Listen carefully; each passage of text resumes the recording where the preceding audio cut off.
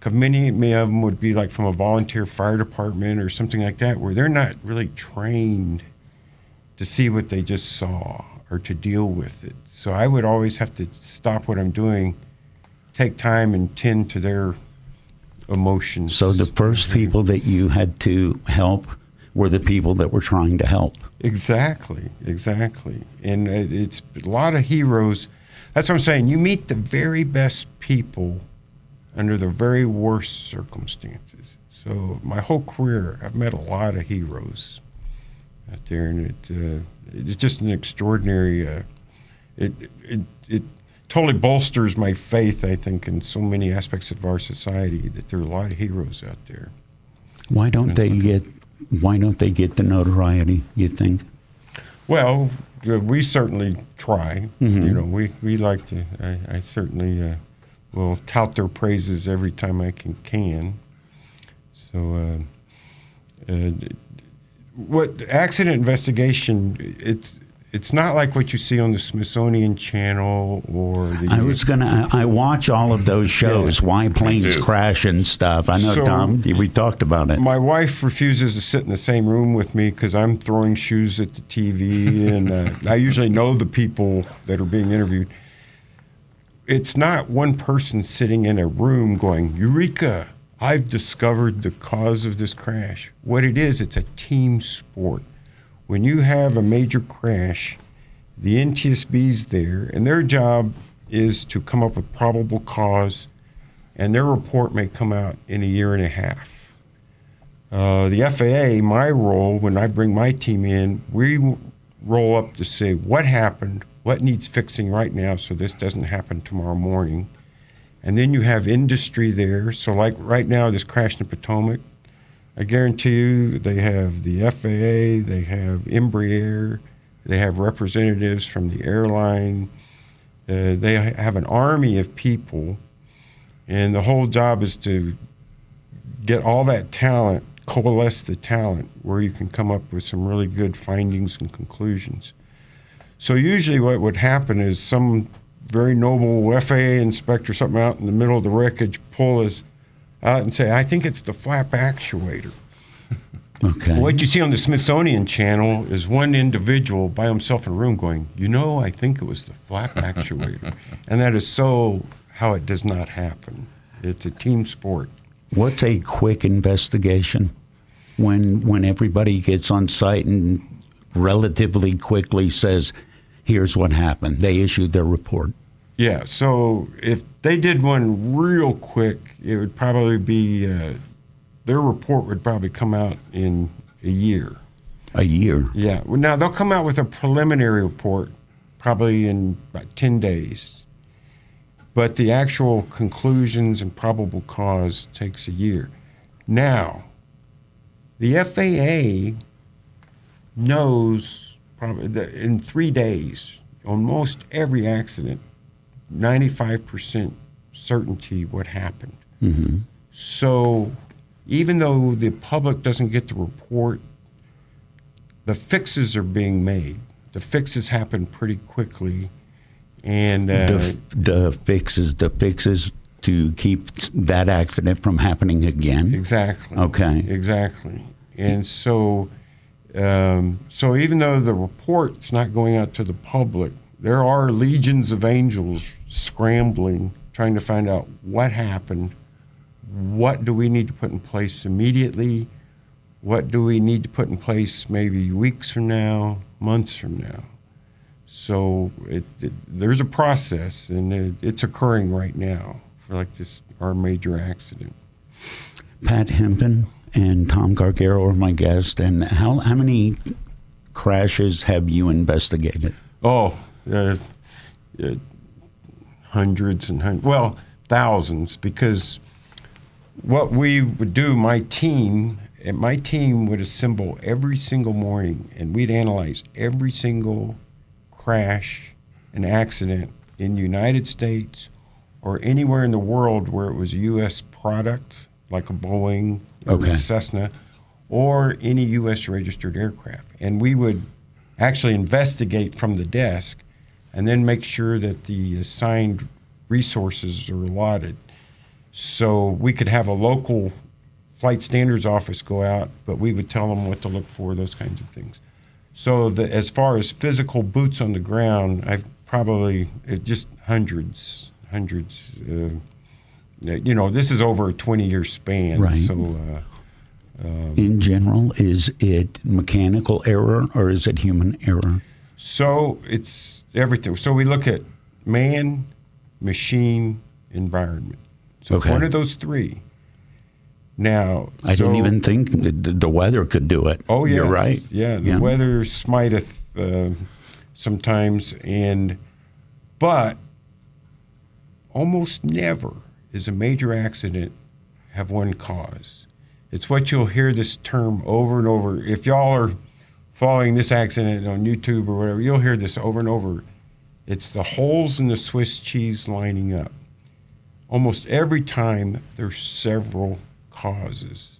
And this was you were having a bad day because several bad things have to have happened.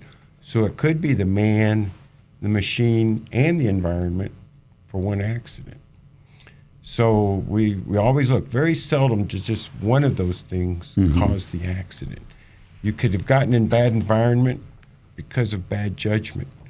Or you could have gotten bad environment, but your de-icing system's not working. So it's always a combination for a major event, almost always. Pat Hempen and Tom Gargaro are with me. We're talking about flight accidents. When you first see a flight accident on television, what does your brain start doing? Well, I'm human, so I immediately, like when I saw the Potomac, and you see the video of the helicopter colliding with the RJ, the regional jet. I'm human, so I'm going, what were those guys thinking? Just what the whole world's asking that. So, but you also quickly cipher through all the misinformation coming out. And so they're going, oh, look, that's fire. And I'm going, no, that's the anti-collision light on the aircraft. You immediately cut through. How stupid are media people in general? Just let's go ahead and be honest. How reactionarily stupid are we? Well, I always tell people the TV is the weapon of mass hysteria. It's very hard. I was the... I'm stealing that.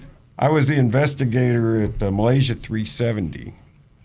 And so I was in Kuala Lumpur, and this is when the airplane was missing. And my investigation, I had to stop what I was doing every night to respond to my headquarters, FAA headquarters, because of the responses to the media. And I still remember, and I'll just say their names, CNN News put out a report that if the airplane runs out of fuel, they can't maintain altitude. That was a headline, and I'm like, really? Yeah. But I had to write a whole treatise responding to that. So the media does drive events, and it's the misinformation that's so frustrating. How much of a hindrance can the misinformation be while you're trying to start an investigation? It's huge because what people don't realize, the person reporting the fire is also the person fighting the fire. Okay. So if I have to stop my investigation because I'm getting just inundated with requests. The media said this. What's the real answer? The media said this. What's the real answer? The media said this. So it really does degrade the investigation, and it's difficult. It's very difficult. So I'd spend a lot of very late nights in a hotel, totally exhausted from a full day investigation, having to respond to all the media queries. But it's the world we live in. I don't fault anyone. But that is a factor. All right. Can you stay with us? Hang out for a while? Absolutely. I got way more questions. You betcha. Pat Hempen and Tom Gargaro are my guests, and we're talking about air tragedies. A happy discussion on a Monday morning. Falling in love is one thing. Having anxiety about falling is a whole different subject. If you or a family member are concerned about falling, and yes, either up or down the stairs, or maybe even out of bed, St. Barnabas has a special message and some ideas just for you. Years of experience in working with people who are prone to falls has given St. Barnabas special expertise in this area. Call them at 724-443-0700 and learn about ways that you can begin to feel more confident and safe, including suggestions that you can implement right now into your daily routine. Call St. Barnabas at 724-443-0700. For many years now, St. Barnabas has been helping people fall, in love that is, with their new, better life, a longer life, a risk-free life. Call St. Barnabas now at 724-443-0700 or visit stbarnabashealthsystem.com and learn more about living longer and better. I'm Patty. And I'm Bob. We're retired, and we live at St. Barnabas in the Village. We used to have a house. Lived in it for 40 years. Raised our kids. But it became too much. The upkeep, the stairs. Moving seemed like such a hassle. We didn't even know where to start, so we didn't. Until we met Cindy at St. Barnabas. She talked us through our options. Yeah, and she helped us with our move and all the arrangements. There was so much stuff. Who knew we had 3 fondue pots? But she made it easy. So easy. Now we enjoy ourselves. Golf, the pool, new friends, shuttles to where we want to go. The pub and the food. So good. There wasn't a long-term commitment or any large fees. And they have a healthcare system on campus with doctors if we need it. The kids really like that. The kids like to come and eat with us. There's an easier, worry-free way to retire at the Village at St. Barnabas. Come visit us for a free and informative counseling session and personal tour. I can't believe you waited so long. I can't believe you waited so long. Visit stbarnabashealthsystem.com or call 724-443-0700.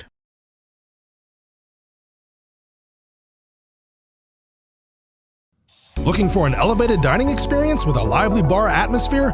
Jackson's Restaurant and Bar in Monaca is your go-to destination. Join Jackson's for Thursday Night Live, featuring top-notch local music. At Jackson's, they serve modern American cuisine with a fresh flair.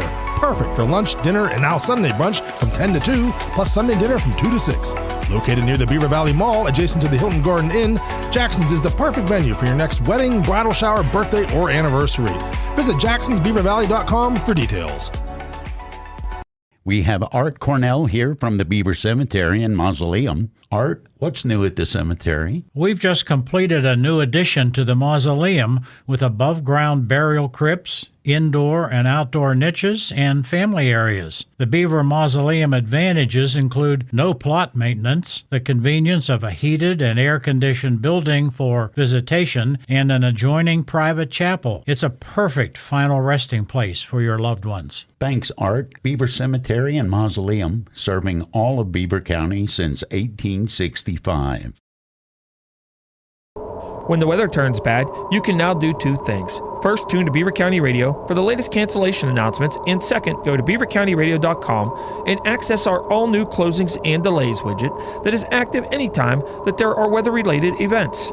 If snow's got you covered, so do we at Beaver County Radio. Beaver County Radio social media and beavercountyradio.com. Snow Watch is presented by Monroe Auto Body, the Lisa Latham team at eXp Realty, the cornerstone of Beaver County, and Beaver County Radio.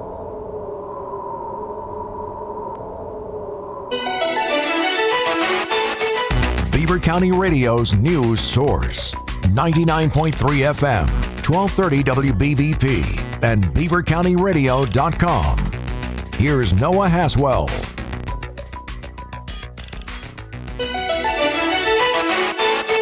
Beaver County Radio's news source. 99.3 FM, 1230 WBVP, and beavercountyradio.com. Here's Noah Haswell. Good morning on this Monday, February 3rd of 2025. We will have a complete Beaver County radio weather forecast after we take this look at news. Beaver County emergency dispatchers reported Saturday evening that police and first responders went to the intersection of 3rd Avenue and 9th Street at 5:53 p.m. for a report of a teen on a motorized bike who was hit by a vehicle. The teen was taken to a local hospital for unknown injuries. No further information was available as police continue to investigate what happened. According to information issued on Facebook from Aliquippa Fire Chief Tim Forich, a structure fire occurred in a residence on Route 18 in Raccoon Township at 10:30 p.m. on Saturday night. Forich noted that it took almost 2 hours to extinguish the fire. No reports were issued for either the cause or extent of the fire. A man from Aliquippa was given an arrest warrant after allegedly choking his girlfriend on Thursday morning. 33-year-old Blake Busby of Aliquippa was accused of a domestic dispute at him and his girlfriend's Valley Terrace apartment in Aliquippa. Busby allegedly choked his girlfriend multiple times as she was yelling 911. An arrest warrant was issued for Busby, who was given a charge for felony and 2 charges for misdemeanor. If you have any information about Busby, please call 724-378-8000 or 724-775-0880. PennDOT announced that gas line excavation work will occur weather permitting from Monday, February 3rd through Friday, February 7th on Dutch Ridge Road in Brighton Township. From 7 a.m. to 5 p.m. this week, single-lane alternating traffic will occur at the Windy Gould Drive intersection as crews from Team Fishel will conduct gas line excavation work. Today marks 2 years since a Norfolk Southern train derailed in East Palestine, Ohio. A judge gave an order in September for some East Palestine residents to pay $850,000. Some people did not approve of the settlement from Norfolk Southern that was put out for $600 million. Norfolk Southern and the city of East Palestine finally agreed on a settlement last week of $22 million to close the deal on allegations related to the derailment. Philadelphia's mayor says 5 people hurt on the ground from a Learjet crash remain hospitalized. 3 of them are in critical condition. Mayor Sherelle Parker gave an update Sunday on the crash Friday evening that killed all 6 aboard the Learjet and 1 person on the ground. The Mexico-bound air ambulance crashed shortly after takeoff Friday evening from Northeast Philadelphia Airport. Among those killed was a girl who spent months being treated at an area hospital. The crash came 2 days after an American Airlines jet carrying 60 passengers and 4 crew members collided in midair in Washington with an Army helicopter that was carrying 3 soldiers. There may be unexpected side effects to ending so-called DEIA policies for Pennsylvanians with disabilities. Danielle Smith reports. President Donald Trump has opted to eliminate diversity, equity, inclusion, and accessibility initiatives in federal agencies and federally funded programs. His executive order signed in January characterized DEIA policies as discriminatory. But in Pennsylvania, Mallory Hudson with Keystone Progress Education Fund says a memo went out ordering the Justice Department's Civil Rights Division to not file any new complaints, motions to intervene, agreed upon remand, amicus briefs, or statements of interest. That means that the Department of Justice Civil Rights Division has been instructed not to file any new civil rights cases, right? And that includes ADA complaints. So that is one of the few ways that disabled people can even protect their civil rights. She adds the ADA was passed in 1990 under President George H.W. Bush, and its legal precedence was based on the Civil Rights Act of 1964. Here's the Beaver County forecast. Mostly cloudy and breezy today with wind gusts as high as 20 miles per hour. We'll see a high near 56. A chance of rain tonight will drop down to a low around 30. Mostly cloudy tomorrow, then gradually becoming sunny. Look for a high near 34 and a low around 25. And cloudy on Wednesday with a chance of snow through early afternoon, followed by a rain and snow mix. We'll reach a high near 34 and a low around 33. I'm Lisa Marie with your Beaver County weather. That's a look at the news for now. I'm Noah Haswell on 99.3 FM and AM 1230 WBVP, also streaming live around the world at beavercountyradio.com. Are you ready?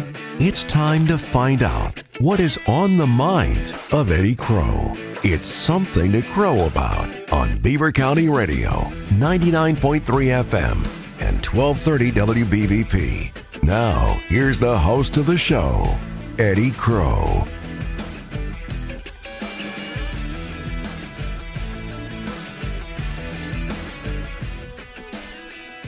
"25 minutes before 10 o'clock.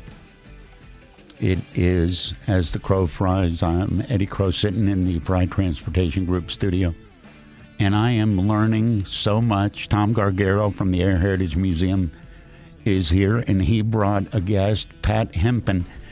What was your official title that you retired on, Pat? So I was the director of FAA Accident Investigation. And so the Accident Investigation branch or division is at headquarters, FAA headquarters there in Washington, D.C.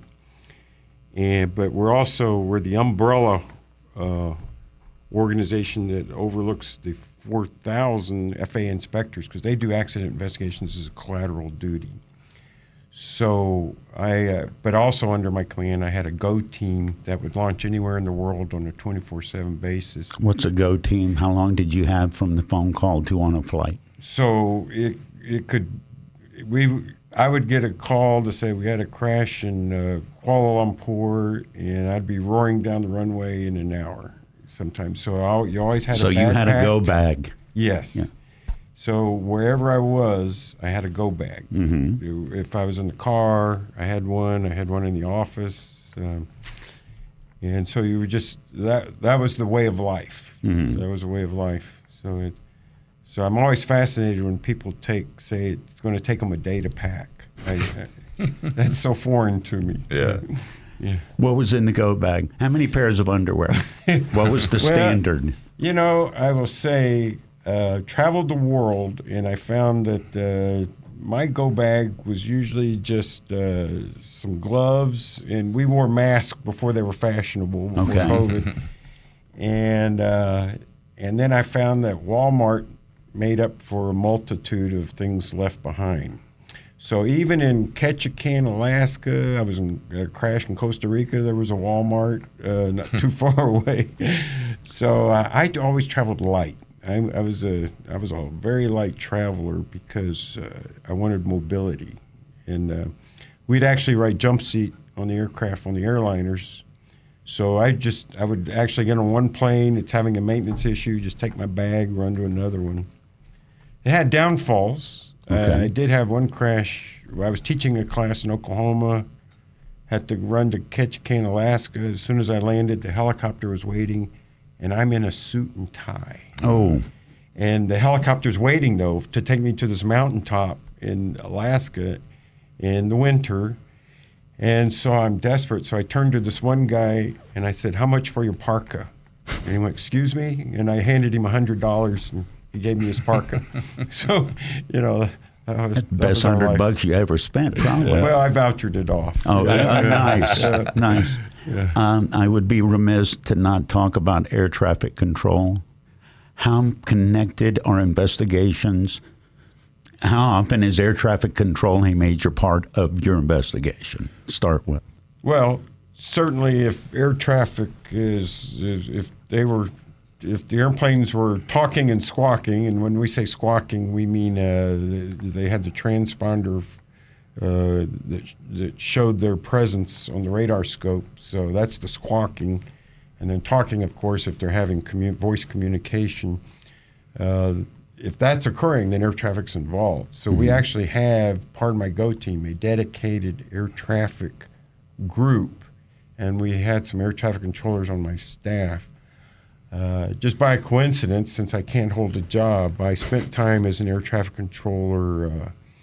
When I first left the Marine Corps, I was a controller at Miami Center and then Cincinnati Approach. So I was pretty well versed in most things of air traffic, and I had people working for me that were likewise.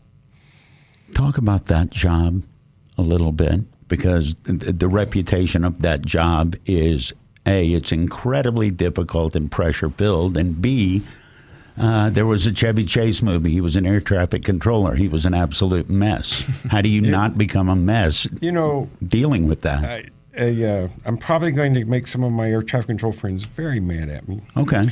But I do think it's good marketing. To think they're twitchy? I left air traffic because I was so bored. Really? I was bored.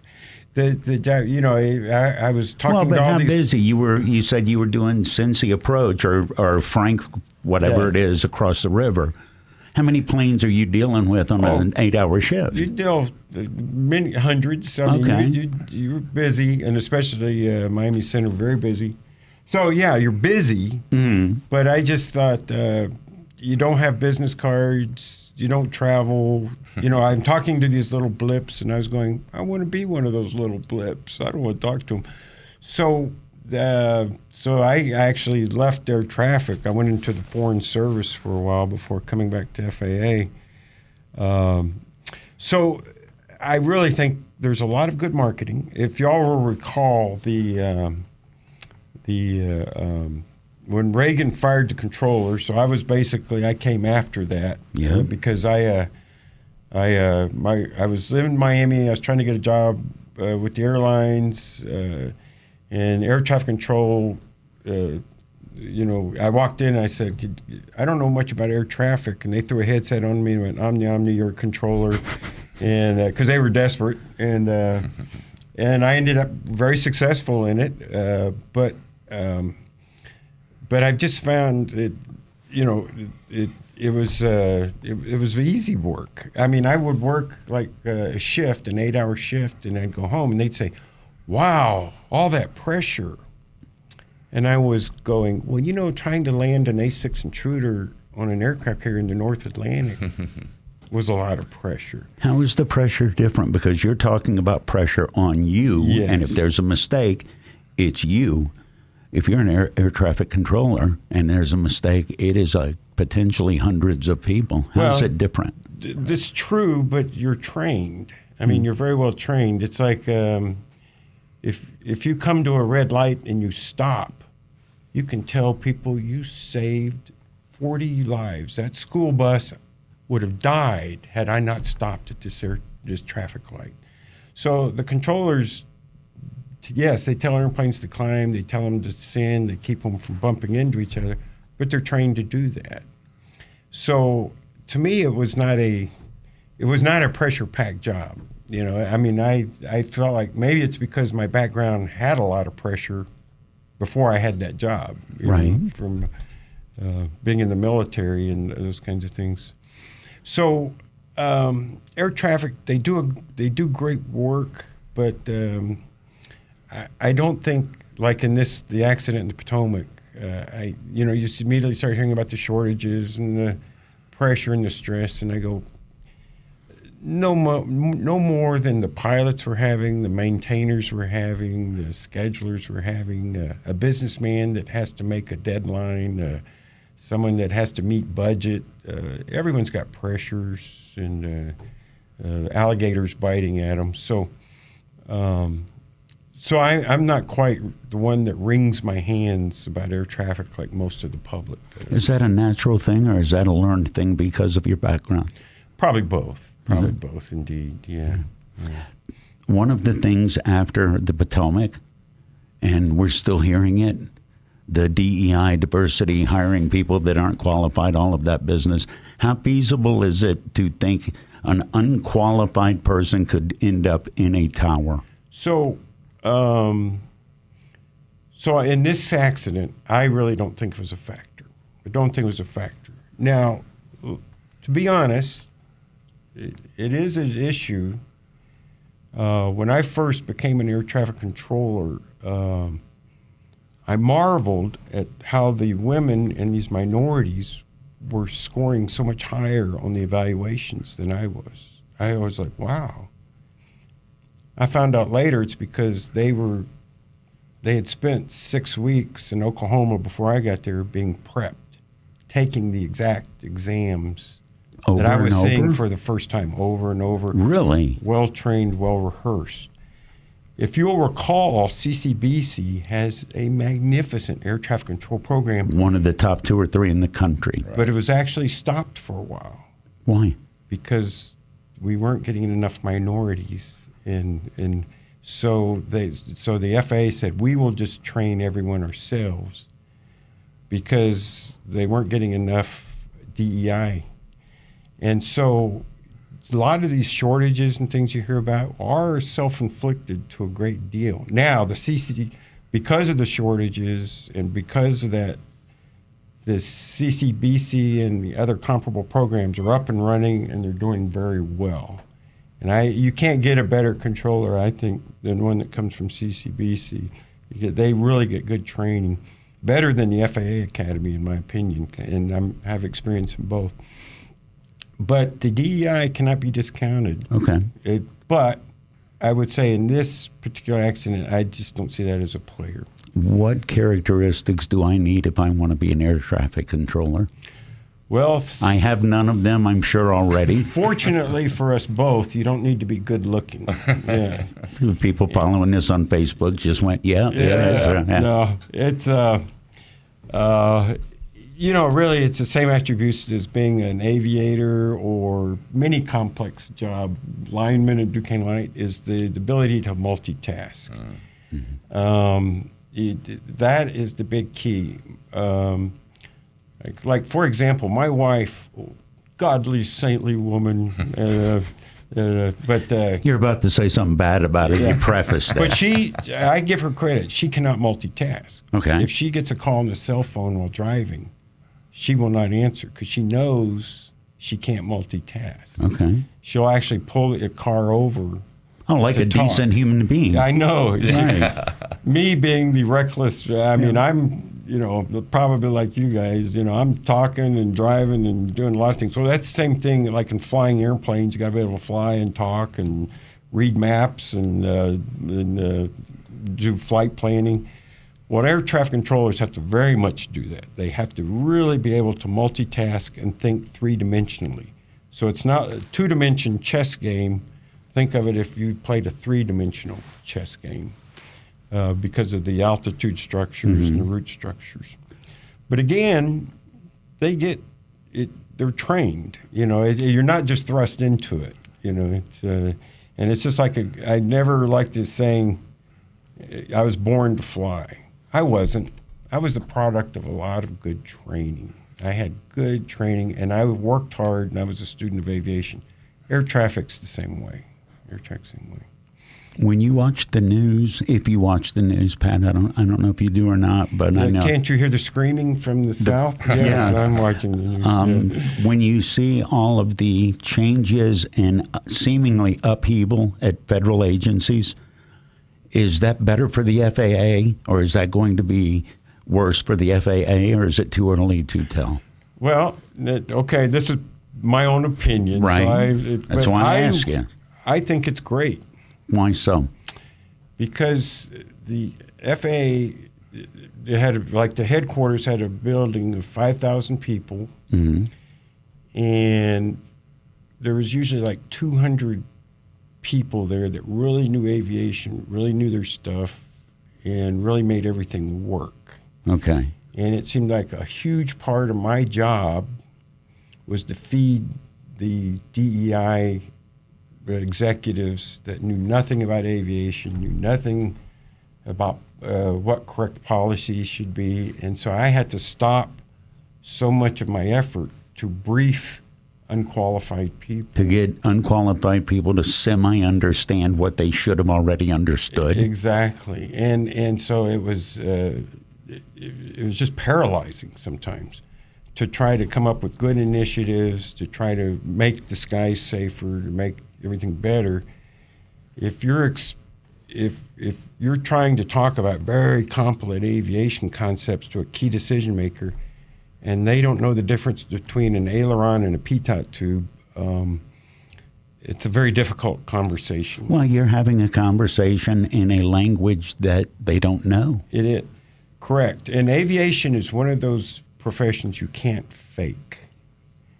When you don't know, you smiled at me like radio is when you can fake that. You caught on. No, you caught on. Well, you do marvelous work. I'm a big fan of you, but if you don't have the credentials and you don't know from what you speak, that becomes evident so quick. And they point that out. Tom's waving his hand. Yeah. Could I ask a question? Yeah. So would you say that the same holds true for the very top of the organizations, right? In my experience, most of the time in my occupation, the people that came in at the executive level, president, vice presidents, had a lot of schooling, but practically no practical application knowledge. Yeah, I see that for industry or whatever, where the CEOs walk in and they'll have a room with maybe 10 people and they're all trying to get to the CEO. Mm-hmm. And who does he listen to? This person disagrees with this person. Which one are you going to base your decisions on? So the more background you have in the field, the better. Again, coming from the Marine Corps, it's like the Commandant of the Marine Corps. You may hate him or love him, but at least you know he was in the Marine Corps for 40 years, and he knows what a tank is, and he knows what a M16 is, and what have you. We don't have that culture in many aspects of federal government. You know, they don't. Expertise and credentials just seem so unimportant. So I'm really thinking it's going to be a healthy change. Okay. But will they make well, you know, in other words, who will be listened to, you know, so we'll see. The jury's not out yet. But at the end of the day, it's the good, loyal people like my team and stuff. They make everything work. DEI or not, you've got a cadre of really good folks out there, really passionate about safety and about the sky. So at the end of the day, it works. It's just whether it's ugly or not. We would often say that we made it work in the field or in the control room despite the people at the top. That's right. Well, I always say when I'm flying, I say, I made a good landing despite my efforts. Yeah. Tom Gargaro from Air Heritage is here. He brought along with him Pat Hempen. It's absolutely been mesmerizing. Can you come back more than just being here today? Can we put you on our list? Absolutely. I really What's your enjoy security clearance? It's got to be better than anybody in the building. It's at the snap of your fingers, sir. But no, it's a real pleasure, and I do feel with all the misinformation, everything like that, I think it's important to get out and talk about what really occurs, because I think it's a better message than people think. I think some good folks are out there right now making the skies safer. And I got about a minute and a half. What should I have asked you, sir, that I did not ask you? Well, if you want, let's talk about the Potomac crash, because if people want to talk about that. Yeah. So that's the holes in the Swiss cheese. Whatever we find out, and it's still premature, and I'm speculating like everyone else. But, but I trust your speculation a lot more than the people I see on TV speculating. And that's just what drives me crazy. But it is you're right. It's an educated speculation, and that's how you do accident investigations. You have to say what is, based on all the evidence, what most likely happened, and you run down that trail until something blocks you, and then you come up with the next plausible answer. And by something blocking you find out. You find out that what you were thinking was not correct due to this evidence. Work. Yes. Okay. So, like right now, it's real apparent to me the RJ was doing everything exactly. They were on profile. That's RJ. That's the regional jet. Yes. Okay. The plane. The Army helicopter. It just seems very apparent now. And again, I'm an outsider, but very apparent they were off altitude and not on course. So we think, why would very highly trained professionals find themselves in that situation? Was it moments of inattention? Did they set the all wrong altimeter setting in their flight instruments? We have to find that out, and that's the journey. And then the air traffic controller, he did point out the traffic. He said, you see the RJ? But I sat there and go, why didn't he say, do you see the traffic at your 10 o'clock? Because at night, you can't tell if that airplane's an RJ, a 747, or it's just Cessna. a light. It's a light. So my speculation is they fixated on the wrong traffic, because they said, yes, we see them and we'll maintain separation.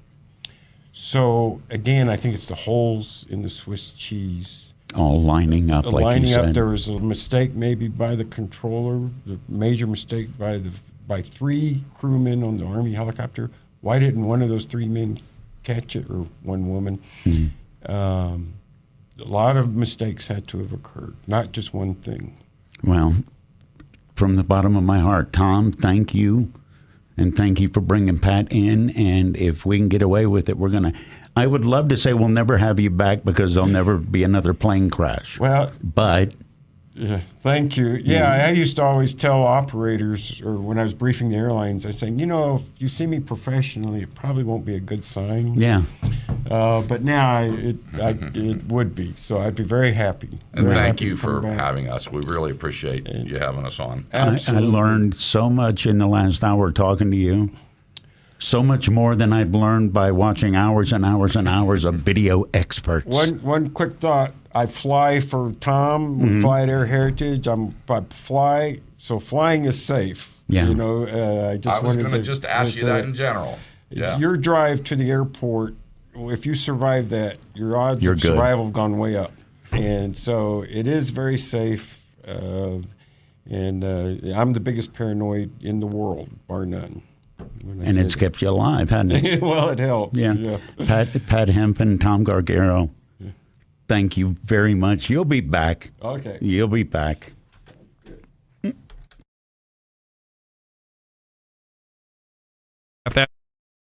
EVP coming to you live from the all-new Fry Transportation Studios. Tune in to Beaver County Radio on Friday, February 14th from 10 a.m. until noon for a special Valentine's Day edition of The Time Machine with Eddie Crow, Frank Sparks, and Scott Tatey. The show is being presented by